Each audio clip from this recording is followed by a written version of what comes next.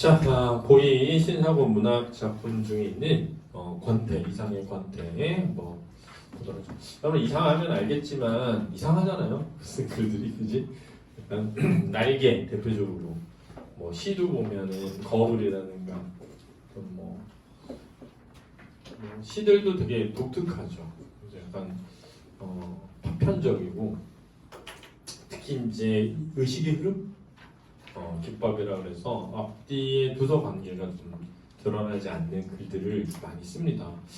수필이고 경수필이라고 되는데 우리 경수필이라는 거를 미셀러리라고 해요. 그러니까 주제가 완전히 철학적인 주제를 다루면은 에세이라고 하고 신변 잡기적인 글을 다루면은 미셀러니라고 합니다. 자신의 주변에서 일어난 어떤 것들에서 감흥을 느껴서 쓰는. 근데 이제 원래는 이렇게 사념적인, 그러니까 약간 사념이라는 건 생각, 사색,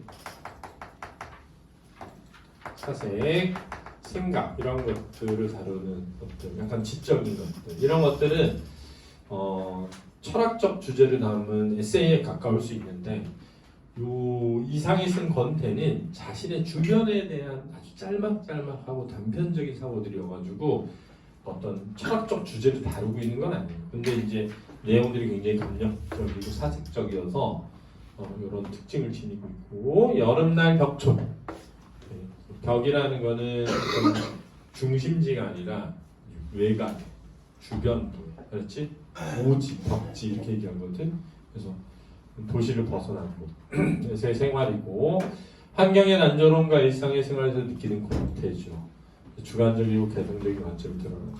특히 이제 수필이기 때문에 수필이 가장 큰 특징 중에 하나가 뭐냐면 허구적이지가 않다는 거. 허구가 아니라는 거예요.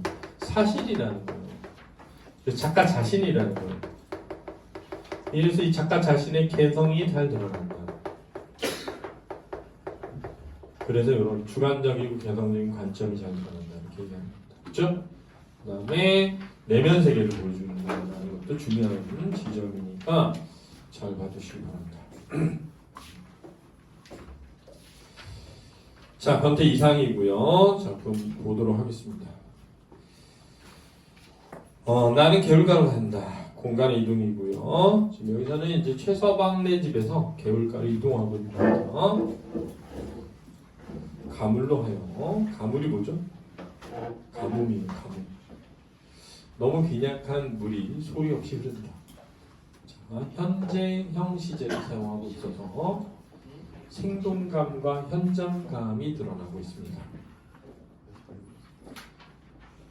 뼈처럼 앙상한 물줄기가 왜 소리를 치지 않나 그랬네요. 뼈처럼 앙상한 지규법이죠. 왜 소리를 치지 않나 그러면은 의인화도 되어 있다라고 할 수 있죠. 자, 이 말은 이제 물이 소리 없이 흐르는 것을 그죠? 왜 소리를 치지 않나라고 표현한 거죠. 우리가 보통 보면은 목소리 굶주리고 그러면 아우성 치게 되죠. 굶기만 해도 뱃속에서 소리 나잖아요. 그죠? 너무 덥다. 계절적 배경이 드러나죠. 여름이요. 나뭇잎들이 다 축 늘어져서 허덕허덕 하도록 덥다. 이것도 의인하는 표현이고요. 이렇게 더우니 시냇물인들 서늘한 소리를 내어보는 재간도 없으리다. 시냇물이 소리를 내고 흐르면 그래도 좀 시원함이 느껴질 텐데 그게 없다는 거죠. 나는 그 물가에 앉는다. 앉아서 자, 무슨 제목으로 나는 사색을 해야 할 것인가 생각해 본다. 여기서 제목으로라는 것은 어떤 주제로 이런 뜻이에요. 그렇죠? 주제로. 그러나 물론 아무런 제목이 떠오르지 않는다. 주제가. 그렇다면 아무것도 생각하지 말기로 하자. 자, 이런 데서 굉장히 그렇죠? 어떤 계획을 가지고 무엇을 하려고 하기보다는 즉흥적이고 그렇죠? 무계획적이고 이런 게 드러나죠. 그저 한량없이 넓은 초록색 벌판 지평선 아무리 보아봤댔자 결국 치열한 고개의 역을 지나지 않는 구름. 치열한, 여기서 치열하다는 건 보통은 이제 막 열심히 사는 걸 의미하는데 여기서는 유치한, 졸렬한 고개의 경계를 벗어나지 않는 구름 이런 것을 건너다 본다. 그랬으니까 시선의 이동이 드러나죠. 지구 표면적인 100분의 99가 이 초공포의 초록색 1이라. 자, 초록에 대해서 일반적인 사람들의 생각은 자연이니까 긍정이 많죠. 근데 공포라고 했으니까 부정으로 표현한다는 데서 개성이 드러나죠. 그렇다면 지구야말로 너무나 단조무미한 채색이다. 그래서 이제 단조무미하다라는 게 권태와 연결되어 있는 표현이에요. 권태를 느낀다는 건 단조롭고 무의미할 때 느끼는 거거든요. 도에는 초록이 드물다. 나는 처음 여기에 표착하였을 때. 자, 니네 숙제 다 내라. 뒤에 조교쌤한테 지난주에 안 된 사람들 자수하라 포함하면 되지. 나는 처음 여기에 표착하였을 때, 정착하였을 때, 이 신선한 초록빛에 놀라고 사랑하였다. 나는 처음 여기 그러나 닷새가 롯되어서 이 일망무지의 초록색은 한없이 펼쳐져 조물주의 몰치미와 신경의 조잡성으로 말미암은 무미건조한 지구의 여백인 것을 발견하고 다시금 놀라지 않을 수 없었다. 몰치미라는 건 너무 개성이 없는데? 그런 뜻이에요. 자, 이게 뭐냐면 취미가 없다 이런 뜻이거든요. 나 좋아하는 게 없어 그럴 때. 야, 나 그냥 막 좋아하는 게 없어 그냥 그러면 다 똑같아 이런 거거든요. 다 똑같아 이런 뜻이죠. 어쩔 작정으로 저렇게 펄하냐. 하루 온종일 저 푸른 빛은 아무 짓도 하지 않는다. 오직 그 푸른 것에 백치와 같이 만족하면서 푸른 채로 있다. 백치는 바보예요. 바보처럼 지극법. 이윽고 밤이 오면 또 거대한 구렁이처럼 빛을 잃어버리고 소리도 없이 잠에 든다. 이 무슨 거대한 겸손이냐. 영탄적입니다. 그리고 서리법이고요. 이윽고 겨울이 오면 초록은 실색한다. 빛을 잃는다. 그러나 그것은 나무를 갈기갈기 찢은 것과 다름없는 추악한 색채로 변하는 것이다. 그렇네요. 자, 이런 데서도 부정적 인식이 드러나죠. 추악하다. 이런 데서 한겨울을 두고 이 황막하고 추악한 벌판을 바라보 지내면서 황막하다는 건 황량하고 막막하다는 거예요. 황량하고 막막하다. 황량하다는 건 뭔가 텅 빈 느낌, 막막하다는 건 끝이 없는. 그래도 민절하지 않는 까무러치지 않는 자살하고 민절하지 않는 농민들은 불쌍하기도 하려니와 거대한 천치다. 바보다 이런 뜻이죠. 그래서 농민들에 대한 연민과 비판의식이 들었습니다. 연민과 비판의식. 그들의 일생 또한 이 벌판처럼 단조한 권태 일색으로 도포된 것이라. 도포되다, 뒤덮다. 그렇죠? 일할 때는 초록벌판처럼 더워 숨이 칵칵 막히게 싱거울 것이요. 일하지 않을 때는 겨우 황혼처럼 거칠고 구줄구레하게 싱거울 것이다. 황원은 황양, 거친 들판, 황양, 황원이라고 합니다.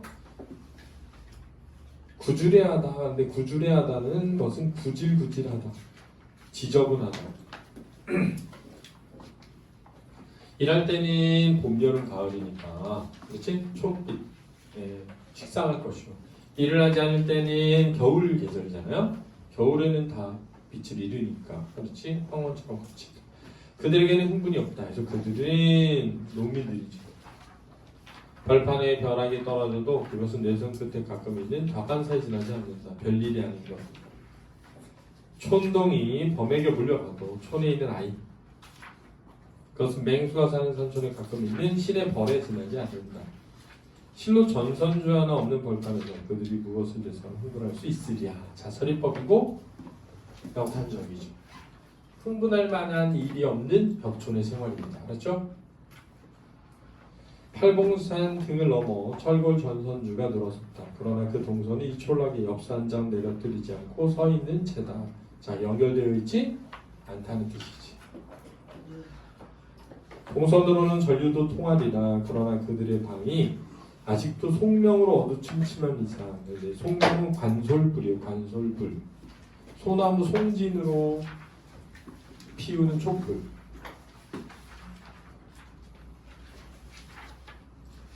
전선주들은 이 마을 동부에 들어서 포플러 나무와 조금 또 다를 것이 없다. 자, 포플러 나무와 다를 바가 없다는 건 뭐냐면 전기를 보내주지 않는다. 이거죠. 마을 사람들이 지금 그냥 촛불로 살고 있는데 전선주가 저 멀리서 보이면 뭐해? 이쪽으로는 이어지지 않는다는 거죠. 여기서 필요한 사람이 있어야 이쪽으로 뻗어져 나올 거 아니냐, 그지? 그들에게 희망이 있던가 농민들에게 가을엔 곡식이 그러나 그것은 희망이 아니라 본능이다. 본능에 의해서 살아가는 거지 그냥. 내일도 오던 일 하던 일을 계속해야지. 이 끝없는 권태의 내일은 왜 이렇게 끝없이 있나? 그러나 그들은 이런 것을 생각할 줄 모른다. 간혹 그런 의혹이 전광과 같이 번개처럼 그들의 흉리를 스치는 일이 있어도 가슴속 다음 순간에 하루의 노역으로 말미암아 고된 노동 잠이 오고 만다. 그러니 농부는 참 불행하도다. 자, 뭐를 자각하지 못해서 권태를 자각하지 못하는 불행.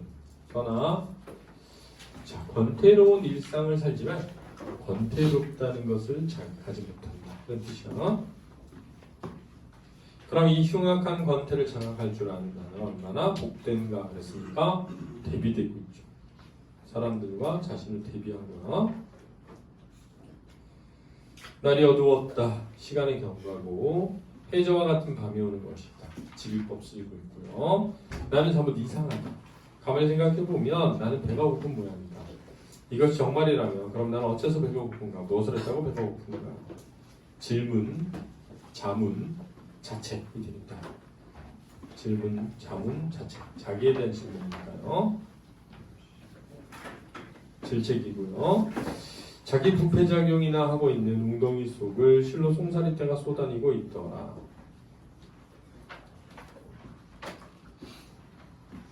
그럼 내 장부 속으로도 나로서 자각할 수 없는 송사리떼가 준동하고 있나 보다. 자, 아까 밖에서 봤다. 웅덩이 속의 송사리떼를 떠올리면서 내 내장 속에서도 이런 송사리떼가 준동하고 있나 보다 라고 느끼는 거였지. 요동치고 있나 보다. 그래서 아무것도 안 해도 뭐 하다고? 배가 고프다. 아무것도 하지 않는데도 배가 고프다.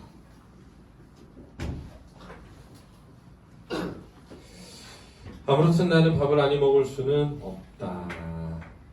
밥상에는 마늘장아찌와 날된장과 풋고추 조림이 관성의 법칙처럼 놓여 있다. 일상적으로 올라와 있는 반찬들이죠. 그러나 먹을 때마다 이 음식이 내 혀에 다르다. 그러나 나는 그까닥을 설명할 수는 없다. 자, 이런 데서도 의식의 흐름적인 표현이 있죠. 그죠? 논리적인 순서가 있는 것이 아니라 떠오르는 대로 그냥 막 이야기할 뿐입니다. 마당에서 밥을 먹으면 머리 위에는 무수한 별들이 야단이다. 시끄럽다라는 뜻이어서 자, 잘 봐. 별빛이니까 시각적인 건데 시끄럽다라고 표현한 거면 청각적이어서 공감각적 표현을 볼 수 있거든요. 이거 학교에서 확인해봐야 돼요. 저 선생님들이 이걸 어떻게 이해하고 있는지에 따라 달라지니까 반드시 확인해보세요. 알았죠? 그렇죠. 그 다음에 야단이다 의인화되어 있는 거다. 저것은 또 어떠하라는 것인가? 내게는 별이 천문학의 대상이 될 수 없다. 천문학의 대상이 된다는 건 연구의 대상, 과학의 대상, 탐구의 대상이야. 그렇다고 시상의 대상도 아니다.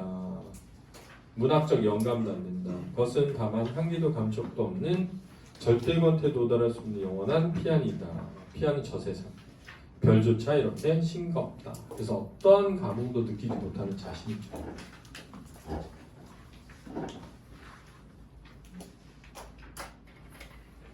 저녁을 마치고 밖으로 나와보면 집집마다 모깃불의 연기가 한창다. 그들은 마당에서 명석을 푸고 잔다. 별을 쳐다보면서 잔다. 그러나 그들은 별을 보지 않는다. 그 전후로 그들은 멍석에 눕자마자 눈을 감는다. 고된 현실. 그리고 그는 눈을 감자마자 쿨쿨 잠이 든다. 별은 그들과 관계가 없다. 그러니까 농민들도 별을 보면서 어떤 낭만적인 생각이나 이런 거 할 수 없는 거죠. 권태로운 거죠. 근데 농민과 나의 차이는 뭐야? 나는 권태로움을 알지만 농민은 권태로움을 알지 못합니다. 그렇죠?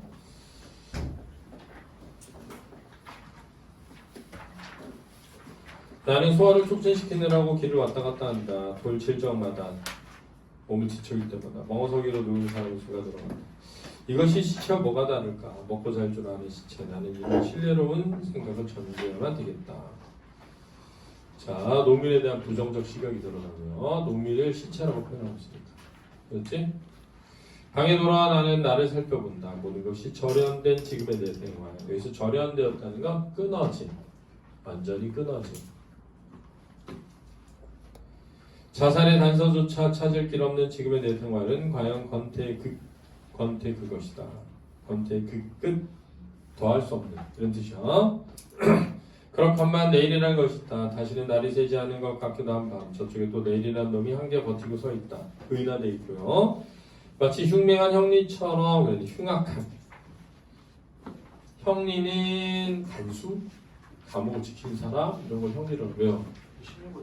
2학년 내신일 교재 혹시 아버님이 수령하러 갔다고 뒤에 남는 거 있지 않아? 찾아봐.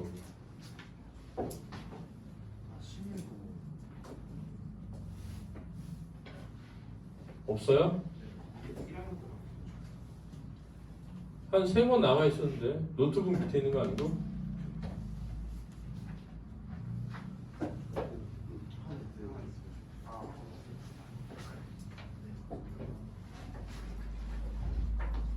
근데 왜 안 온 애들이 3명인데 하나 있다고? 응? 지금 안 온 애들이 몇 명이야? 정의가 안 왔지? 그지? 그리고 누가 오는 거야? 장유연아 유연이랑 인교 2명 안 왔나? 네. 아, 한 명 신규생이 와가지고 인교는 추가 주문해야 되겠네. 알겠습니다. 아니 왜냐면 내가 우리 누구야 너 내가 엄마한테 추가 주문해야 되니까 오시기 전에 꼭 말씀해달라는데 안 말씀 없어가지고 난 너 안 오는 줄 알고 있었어. 그래가지고 추가 주문 안 한 거야. 그렇지? 정인규한테 너 정인규 알아? 몰라? 정인규한테 미안하다고 그러나 정인규 오늘 아픈 바람에 다음 주에 봐야겠네. 자, 그 다음 장유현 지금 병원에 입원했지? 안부 전하고 있냐? 계속 해요. 대답은 해고 있어? 하는데 잘 안 해요. 그래? 아픈지 좀 물어봐. 걱정되니까. 나는 이런 신뢰로운 생각을 정지하면 되겠다. 그리고 나도 가서 자야겠다. 방에 돌아온 나는 나를 살펴본다. 모든 것이 절연된 지금에 대해 생활, 관계가 끊어진 자살의 단서조차 찾을 길 없는 지금에 대해 생활은 과연 권태그것이다. 그렇구만 내일이라는 것이 있고 다시 날이 새지 않을 것 같은 밤 저쪽에 내일이라는 놈이 버티고 있다. 마치 흉악한 간수처럼 나는 그 간수를 피할 수 없다. 형리는 감옥을 지킨 사람이야. 오늘이 되어버린 내일 속에서 나는 또 질식할 만큼 심심해야 되고 기막힐 만큼 답답해야 돼. 오늘이 되어버린 내일 이게 무슨 말이지? 오늘과 다를 바 없는 뭐? 내일 이거지. 오늘이 되어버린 내일이라는 건 오늘과 다를 바 없는 내일, 즉 일상이 동일하다는 거죠. 그럼 오늘 하루 나는 어떻게 지냈던가 이런 거 생각할 필요가 없으리라. 그냥 자자. 체념이야 체념. 자다가 불행이 아니 다행히 또 깨거든. 최서방의 조카 자기랑 한두지. 웅덩이에 가서 송사리를 볼 수도 있고 몇 가지 안 남는 기억을 소처럼 반추하며 끝없은 나태를 즐기는 방법도 있지 않느냐. 불나비가 달려들어 불을 끈다. 자, 여기서 불나비는 그지? 자신과 대비되는 존재. 자신과 대비되는 존재. 불나비는 죽었든지 화상을 입었으리라. 자, 그럼 불나비는 뭐 할 줄 아는 존재가 돼? 자살할 줄 아는 존재. 그치? 근데 지금 이 사람은 나는 뭐조차 몰라? 자살조차 할 이유조차 몰라. 그렇지? 자기 목숨을 끊을 이유조차 몰라. 권태로운 거야. 그러나 불나비라는 놈은 사는 방법을 아는 놈이다. 부러움. 불을 보면 띄어줄 줄도 알고 평상의 불을 초초히 쫓아다닐 줄 아는 열정의 정열의 생물이니 말이다. 그러나 나는 여기 어디에 불을 찾으는 정열이 있으면 띄어줄 불이 있느냐? 나 없다. 나에게는 아무것도 없고 아무것도 없는 데는 아무것도 보이지 않는다. 그래서 자신과 불나방을 먹었다?